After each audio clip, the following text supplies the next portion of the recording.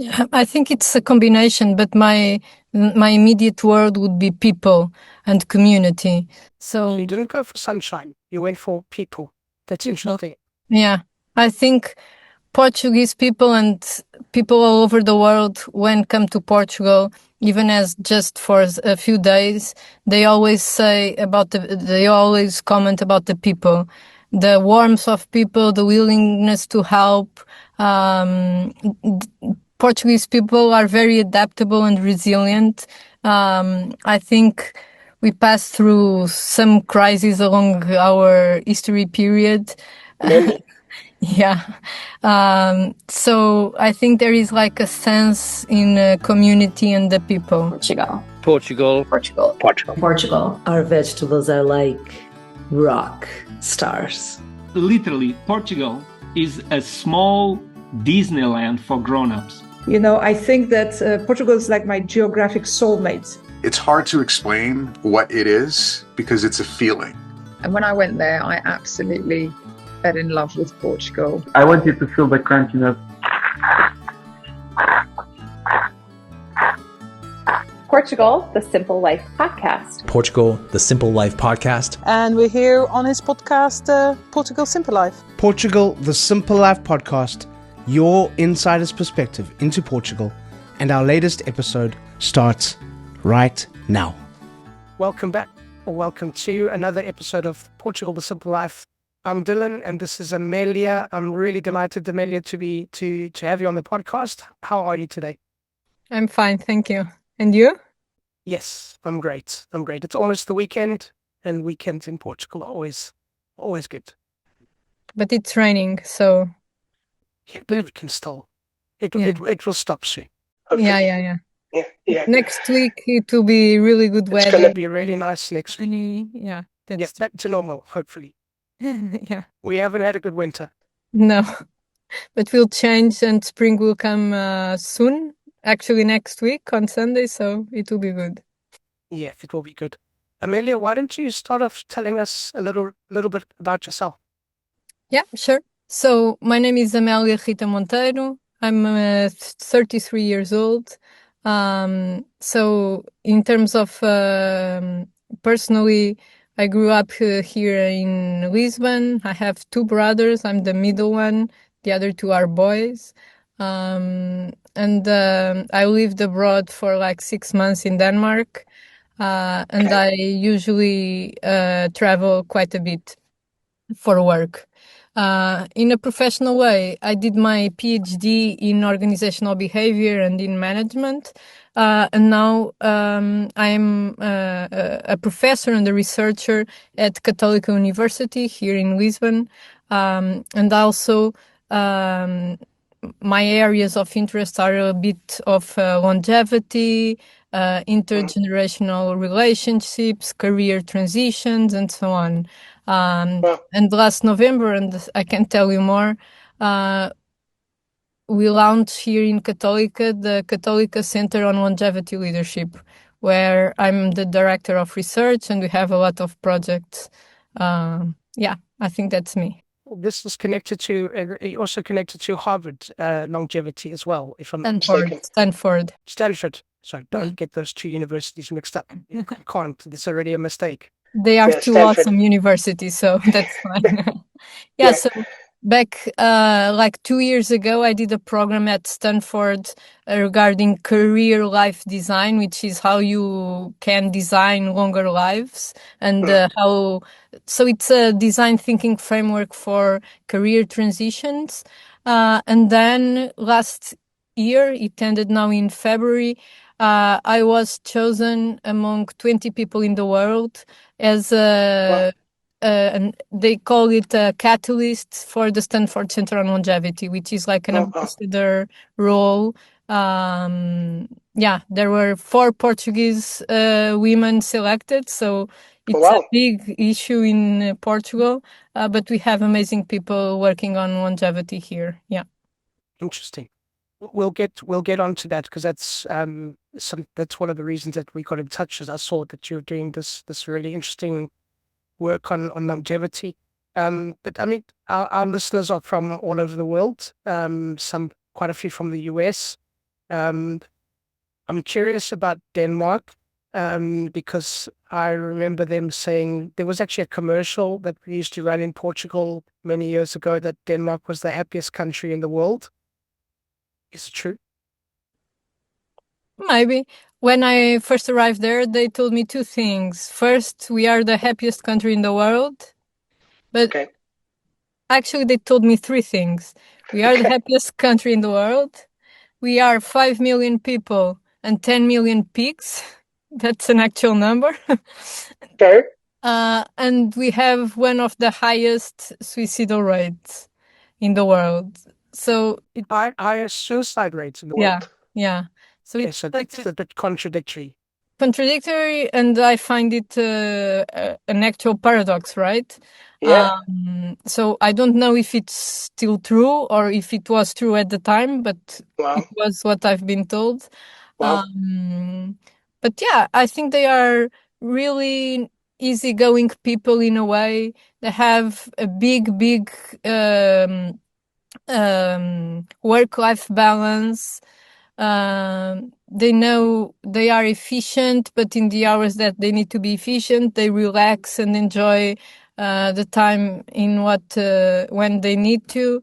So it makes sense that they have some ingredients to be one of the happiest country in the world. Even the society is very nice, let's say. The worst thing is, I think it's maybe the weather compared to Lisbon, and since I'm used to Lisbon, and also the sun, the few hours of sun. Yeah, that's a big thing.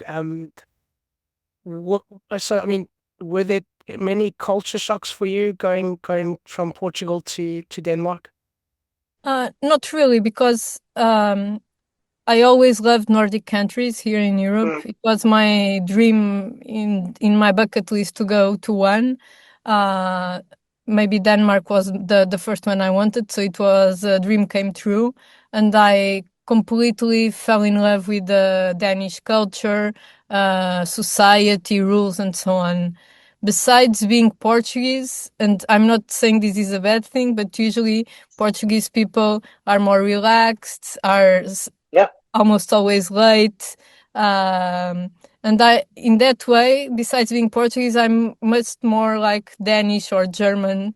You're on time. You're on time. I'm on time. I'm very strict regarding work. Of course, I can have fun when I'm with friends and so on, but professionally, I'm very strict. So in that way, it was very similar to Danish people and to the society. So in that way, it was really easy to fit. The warmth in people and so on, I missed it a lot. Portuguese people are the best regarding community, cohesion, emotions, neighborhoods, and so on. So that was different. That was different there. Yeah. And even the Danish, and I think it's a little bit like the German cultures, and then the Norwegian and Sweden and so on. The Swedish, yeah.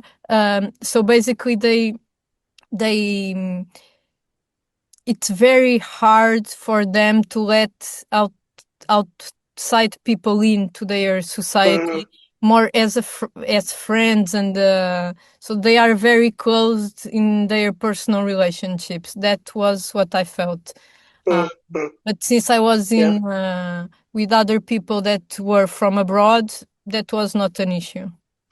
I remember going to Sweden because I'm in real estate, so we have clients from all over the world, and we often go to the famous, the overseas property shows. And we went to Sweden 2 years ago, I think it was, and I remember them talking to me about a thing called fika, which is like a break that they take in the middle of the day, and it's the only time that they talk to each other.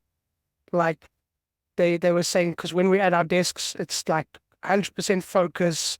We don't communicate. There's not a little chat in between emails and things. And they have a special room called the fika room where that's where you go have a snack and a coffee and an apple or something.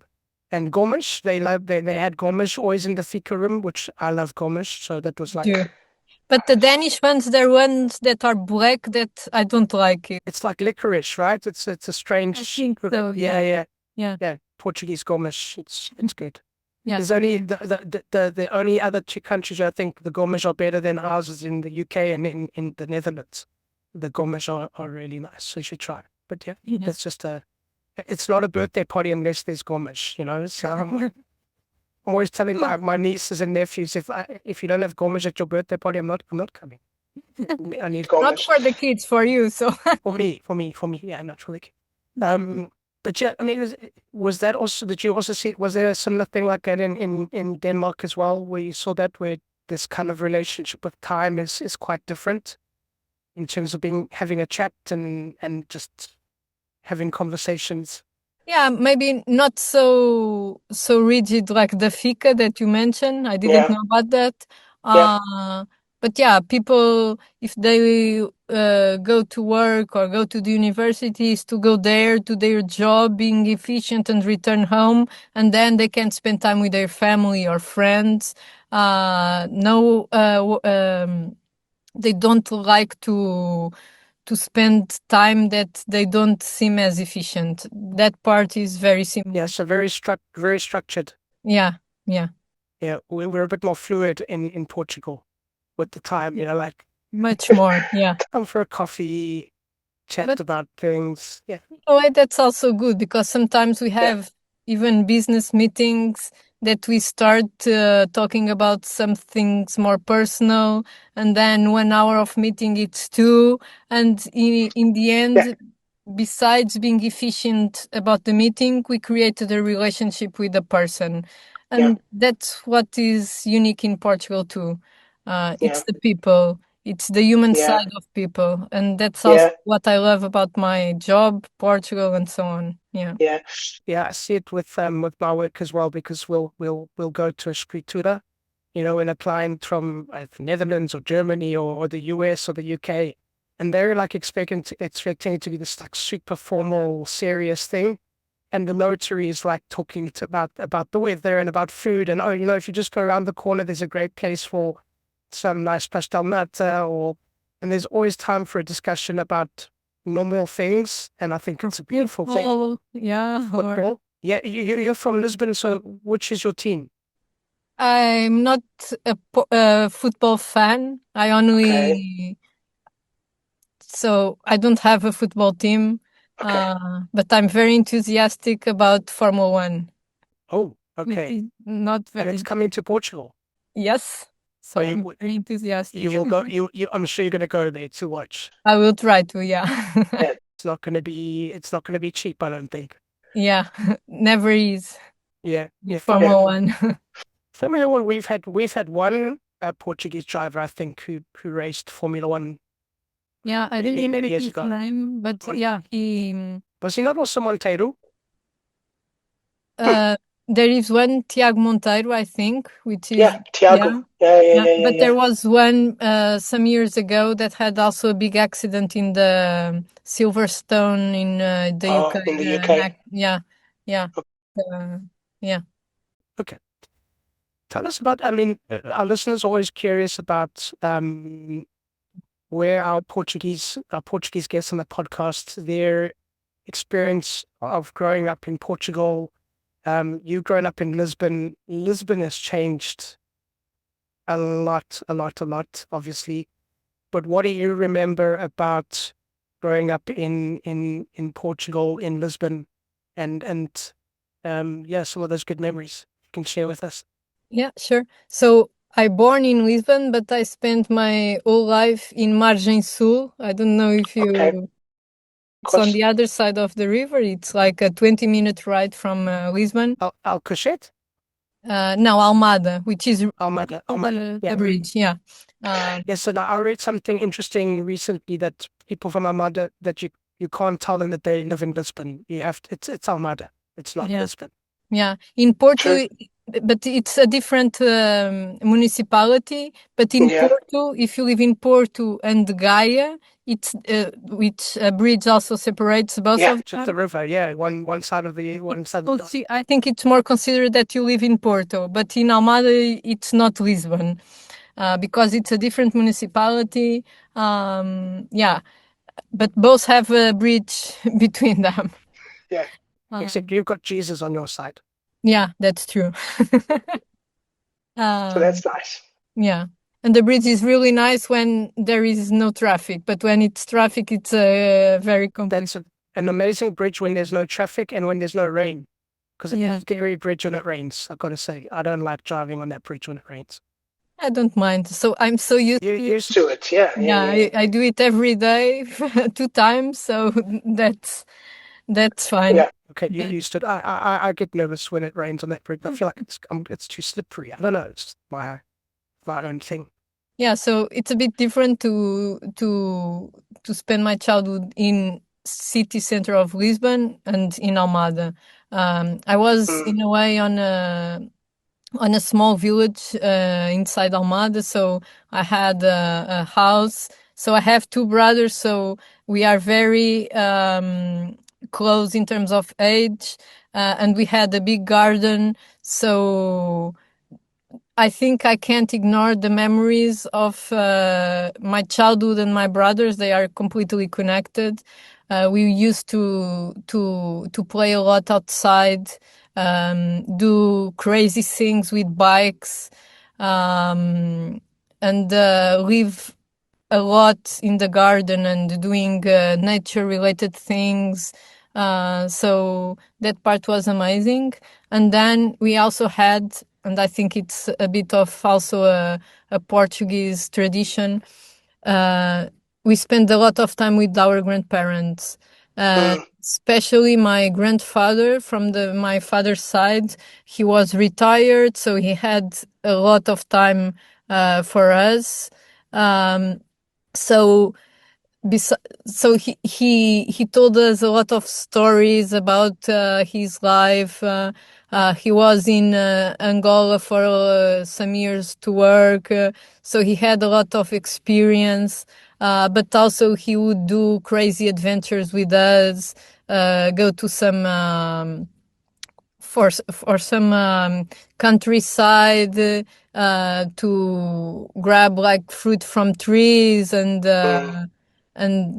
it was really good memories. So I would say like the playing with my brothers, and the stories from my grandparents. I think it was the nicest thing of my childhood. Amazing. Yeah, I think that's something also part of the Portuguese DNA, right? Is that relationship with family and the things that we remember and the things that we learn from that generation stays with us forever, and we pass that on to the next, which is something quite special. Yeah, and now that I really love these intergen conversations and longevity and so on now, and that specific grandfather passed away already, but I think I value even more today, those conversations and the time spent with him and with the other grandparents also, because I think nowadays, and this is a completely different topic, but a lot of young people don't spend enough time with older generations, even from their family, and a lot of Portuguese tradition things that are still matter and are still important. They will be forgotten because of that. Yeah. And I feel that I was lucky because I had that. Yeah. Yeah. Do you think it's a city problem? It's a what? Sorry? A city. Do you think it's something that's more with cities? It's a city problem? I'm not sure if it's more a city problem or if it's like a more how life is different in terms of technology, even the addiction to technology, everything it's very rushed. And also maybe nowadays, so my grandparents were retired. Now maybe in the same age I was when I was a child, grandparents are working, so it changes everything. So I think it's not, maybe in cities it's a bit worse, But I don't think it's necessarily the city village thing. Yeah, because where I live, I live on the Silver Coast, and it's still very much, some near to Caldas da Rainha, Our Beach, Nazaré, somewhat into Porto, and it's still very much traditional, and I said I'm involved in like the rugby club at our local rugby club in Caldas, and I coach the kids, and I see them, they come with the grandparents and the aunts and the uncles, and there's still that connection. And like even my children, the grandmother on my wife's side, they see her every few weeks. She takes them to do really interesting things like fruit picking still, and she'll do chores with them, and she'll bake with them, and there's these things that they learn. Like our youngest daughter, she's 15 now, and she knows how to knit, crochet because of her grandmother. And I'm like, this is something that's special, and it's nice to see that it still exists in some places. That the things that I'm talking about, that I assume that they will not learn the knitting with you or your wife. No, not from me anyway. I don't know how to knit. Yeah, and so that's why grandparents are so important in kids' lives. Yeah, but I'm also happy that there are still those examples in society. Yeah, I think it's important. I mean, let's dig a bit deeper into that, because I'm curious about the work. So talk to us about, first of all, the next gen, what did you call it? Mixed gen. Intergenerational. Okay. Yeah. Tell us about this and the importance of this work. Yeah. So we are living longer. So careers are longer and will be longer. And our systems, and when I say our, it's not only Portugal, it's the world, is not prepared for that, because there are a lot of different sectors in this conversation, let's say. But for example, careers are not linear anymore. Career transitions are now a norm. We can have like 5 careers in one life, and all of them being good. People need to prepare for the retirement a lot of years in advance, and they are not doing it. Yeah. People need to prepare their finances, because if I was going to retire at 67, like now it's in Portugal, and I would live until like 80, and now I will live until 90, where is the money to live 10 more years? Yeah. And then also, this regards more in terms of personal life, but also I want to the years I live to be in good health too. So it's not only about life expectancy, it's good life expectancy, healthy years, and how I prepare for these. And our role and my work also is very connected with research, because I'm an academic, but to companies. We want to do this bridge between the academic world, research, and the practice world with companies.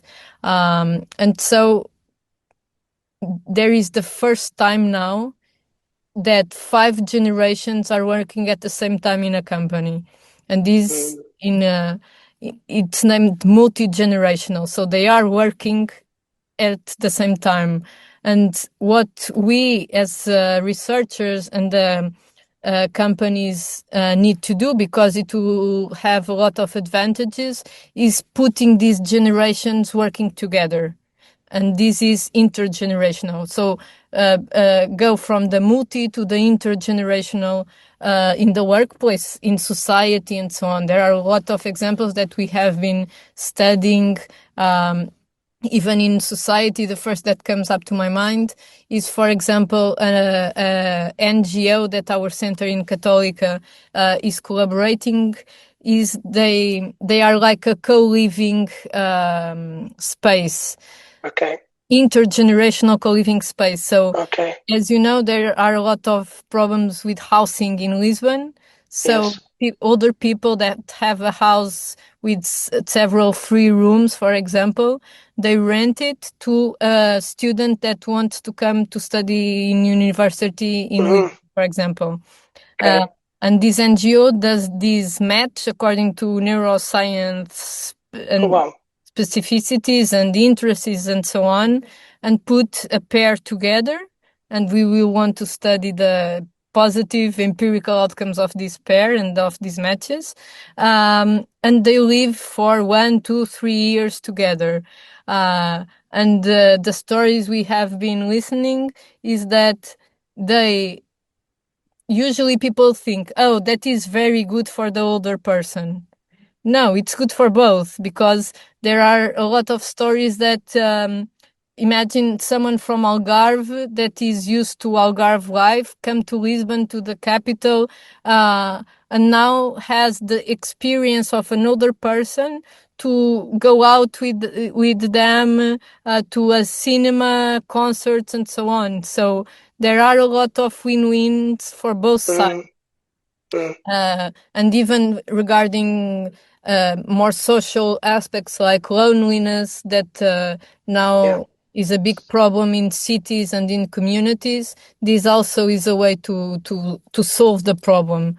They are starting, they have like 2 years now maybe, and each day they do more advertising and try to create more pairs.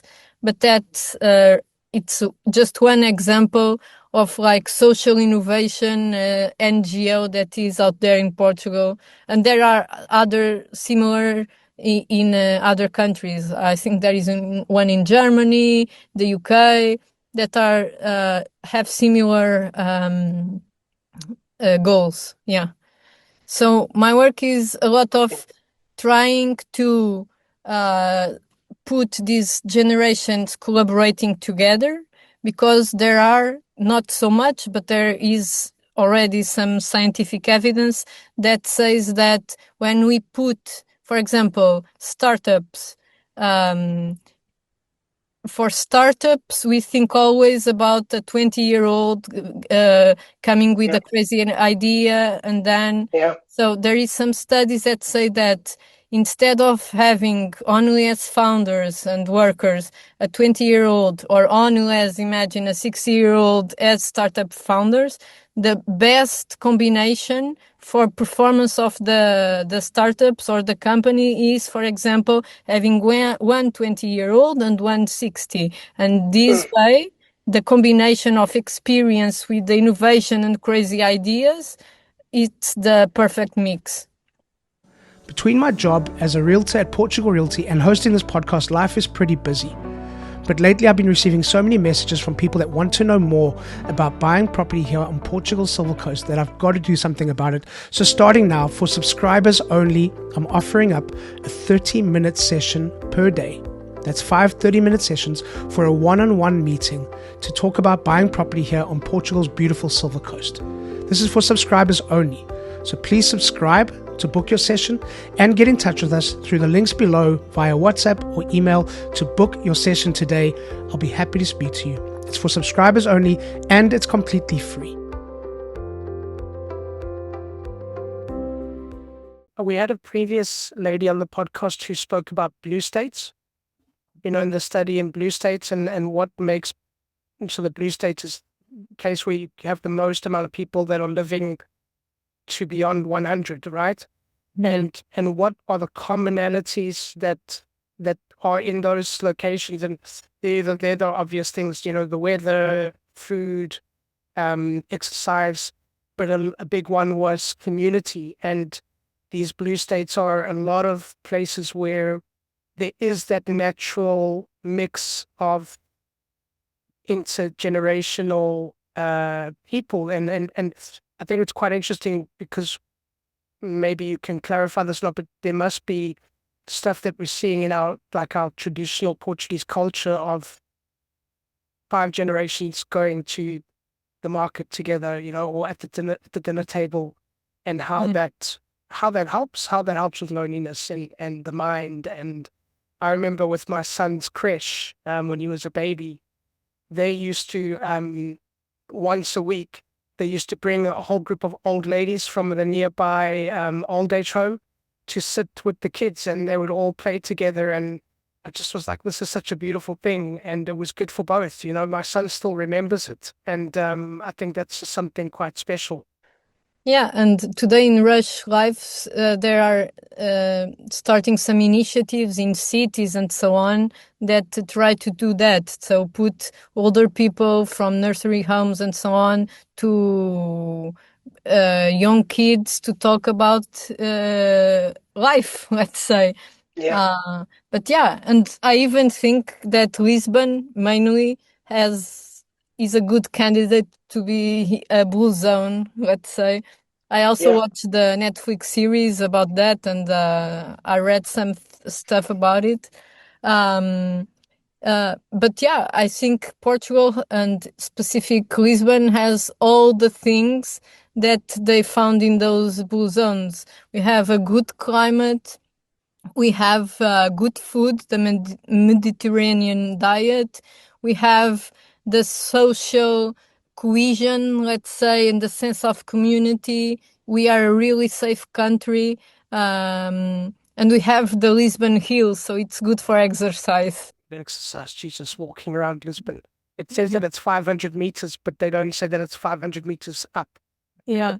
So going to the castle, the Lisbon Castle, for example, Castelo de São Jorge, and so on, and the Seven Hills, it's really good. Yeah.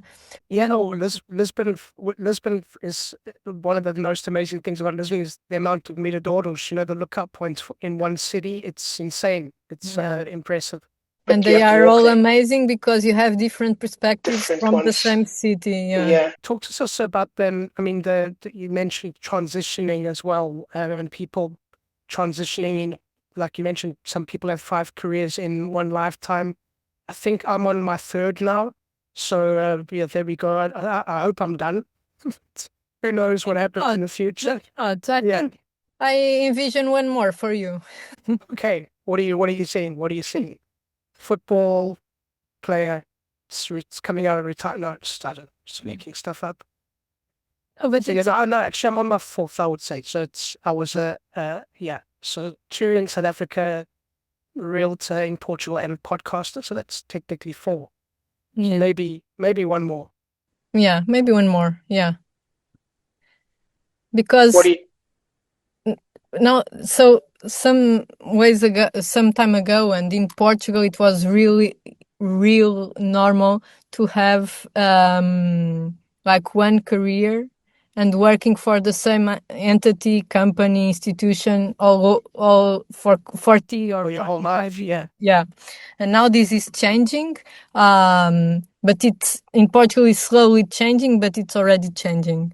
And there are 2 different things, I think, in terms of workforce and HR that contributes to this change and also to these career transitions.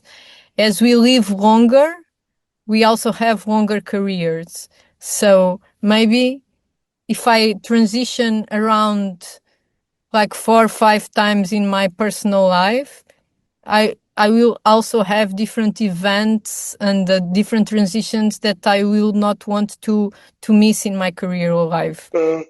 So it makes sense that something that I really want to do when I'm 30, I don't want to do it anymore when I'm 50, maybe. And then another thing is that since we have longer lives, even younger people I think they are maturing slowly because they have more time to do it. Right. There's various reasons for this, but yeah, like a 21-year-old today is not a 21-year-old. No, 20 years ago. Yeah, They are very different. Yeah. And if they are entering the world of the world market, the market world, sorry, in this 21, let's say at 21, they will need and want very different things that I 10 years ago wanted when I entered the market. And this is also changing across the lifetime. And also, for example, usually, and in paternalistic terms, the man was seen as the breadwinner of the family. On the other day, I had a really good example of this career transition. It was a 54-year-old man that was working for a big company here in Portugal with a C-level role. And he said, I have this role in this company, but what I really like is history, and I would like to do a PhD in history and being a professor in history. At 54 years old, you still have time. You just need to prepare your exit from the company slowly and redesign your life to become what you want to do. This is not impossible, and nowadays it is much more common because if he wants to be a history professor, why not? I think you also need the tools and the courage to do it, because sometimes it's about being in the same status quo and don't want to change. So career transitions also need a lot of resilience, adaptability, and willpower to change what you want. But because it makes sense that also at 21 years old, for example, I was expected to be the best in my job, and I wanted to go until CEO of the company. Not everybody can be CEOs of the company. We need all the other people. So not everyone. yeah. And if we have these 3, 4, 5 different careers and sometimes completely different ones across our life, we will be much more motivated. And in the end, I did this, and this, and I was successful in all of them. So I have a lot of stories to tell and to share, and I'm realized with all of them. Yeah. I'm curious, in terms of the studies and the research that you're doing, are you also looking at transitioning? Because we're seeing more in the world today, global mobility. I think COVID had a huge impact on this, where all of a sudden it took us a little while to understand and get used to it, but all of a sudden people realized, hey, I don't have to be in one particular place. I can work almost everywhere. Are you also looking at this in your research in terms of global mobility, people transitioning not just career, but also to different places and different parts of the world that they would prefer to be in?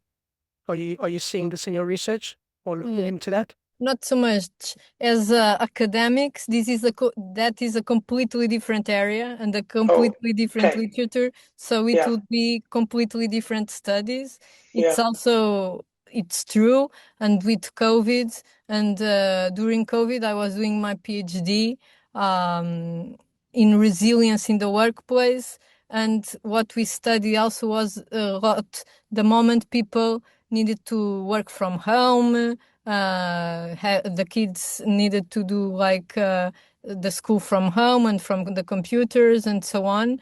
But it was more from the side of how resilient I am, that I can take all of a sudden I can come and work from home, having my family in my working station, having my kids and give them support and so on.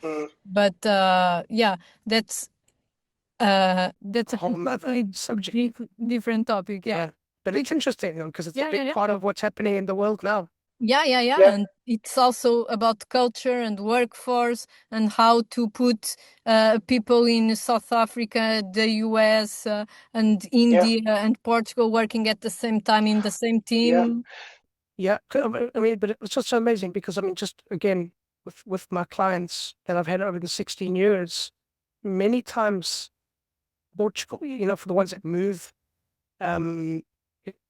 Portugal ends up being their fourth destination, and usually the place that they come So the place that they come from is not the place that they started, So I think of I have a Dutch client who he's from the Netherlands, but he works in Dubai and his final destination is Portugal. It's super interesting, those transitions. But yeah, I can imagine that's a whole other field of study and a lot of factors. But it's now there are a lot of people coming to Portugal and Lisbon are becoming from some years now really sexy, and I understand why as a Portuguese person. But it's also in the US, in the Netherlands, and so on. In the UK, a lot of people come here to retire, I think. Yeah. Yeah.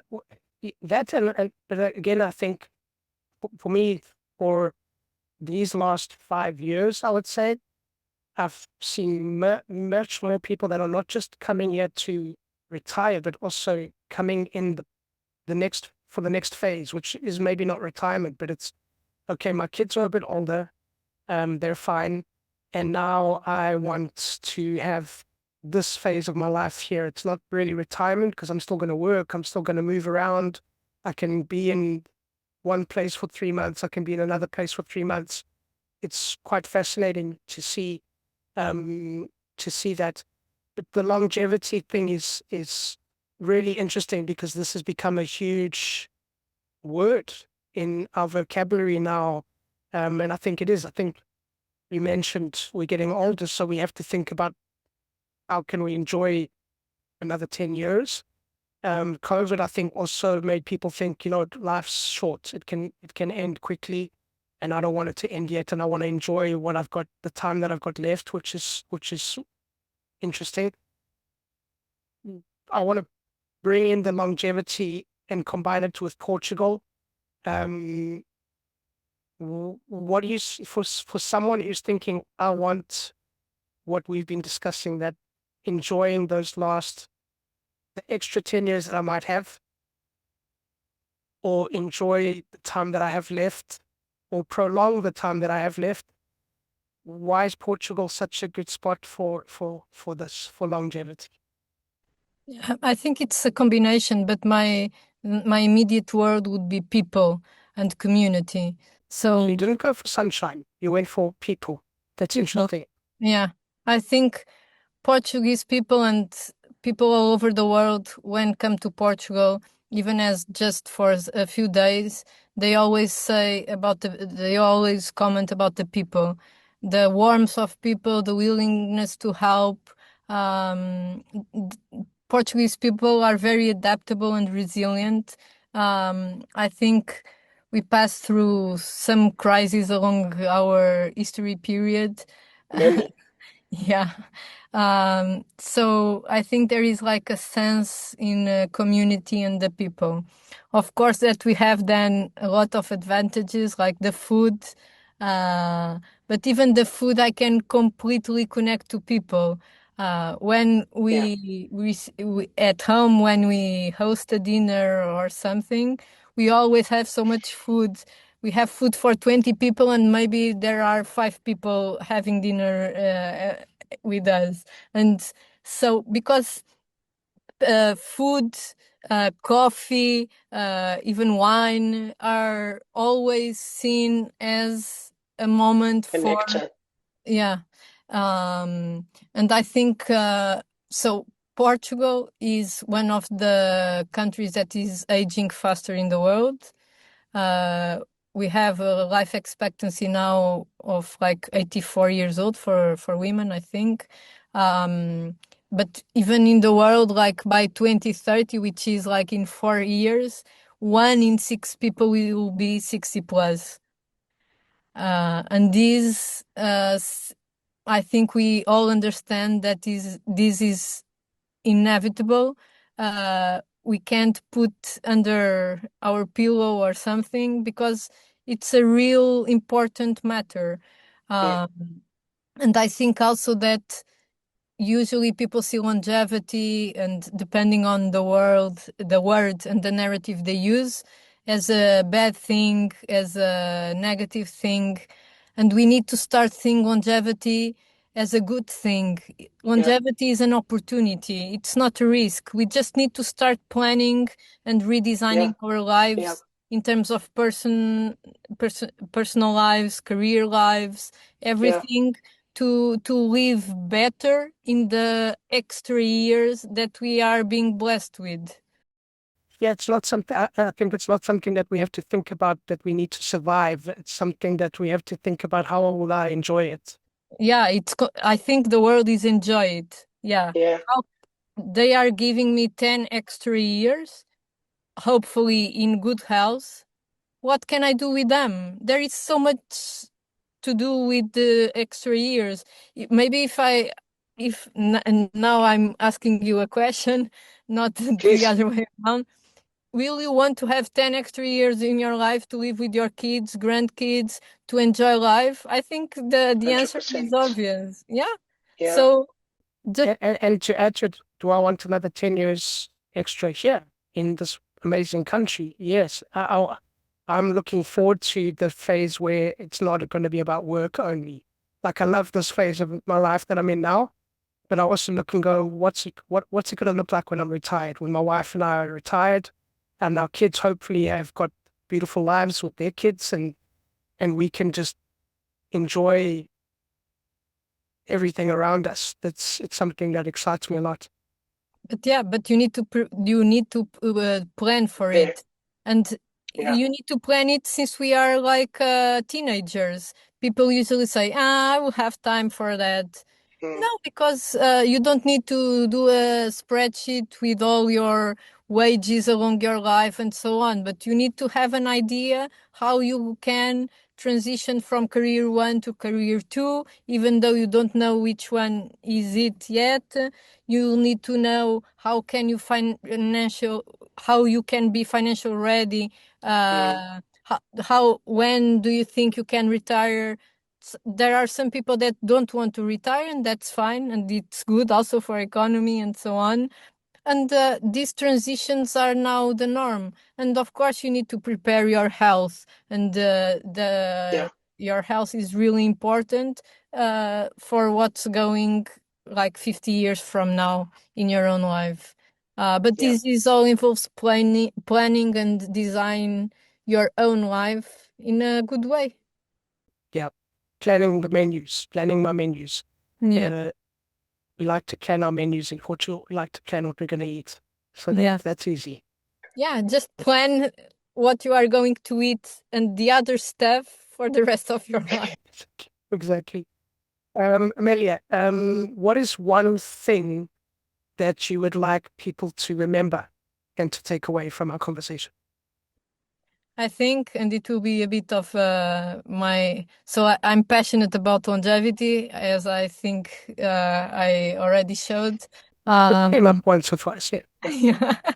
So I think what I want is people see living longer as a gift, not as and as an opportunity, not as a cost or a negative thing. It's a gift.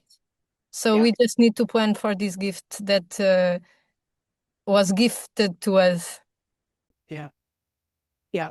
And that's, I think, something that you would have seen with your grandparents. It's something that I see when I speak to the old people around here in this area where we live. They're happy that they're old. They're like, it's a gift that I'm still here, and that's quite lovely. How can people follow you? Follow your work? On LinkedIn. Where's the best place? LinkedIn? Yeah, Amelia Rita Monteiro. And also we have a LinkedIn from the Center on Católica, which is Católica Lisbon, is Center on Longevity Leadership at Católica Lisbon on LinkedIn. And we post there all the work we do too. But on LinkedIn, Amelia Rita Monteiro. Okay. I'll put some links in the show notes so that people can follow. And then, Amelia, finally, last question, and a question that we ask all of our guests. Portugal, the simple life. Why? I think simple, it's intentional. I think the simple life in Portugal is because we are still efficient, but we have time for relationships, people, emotions, and still do our work. But the relation with people, it's really simple in Portugal. And that's why I think it's really intentional. I love that. Thank you so much. I've really enjoyed this conversation. Thank you for being on the podcast. Me too. That's a wrap. So thank you once again to our guest, and thank you to all of you for listening. Please subscribe, share with your friends, give us a thumbs up, and please leave a comment or a review. We always love to hear from you. Don't forget, Portugal The Simple Life also has a magazine, so download it. It's for free. We'll be back next week with a brand new episode, and as we say in Portugal, sejas bem-vindo. Welcome to The Simple Life.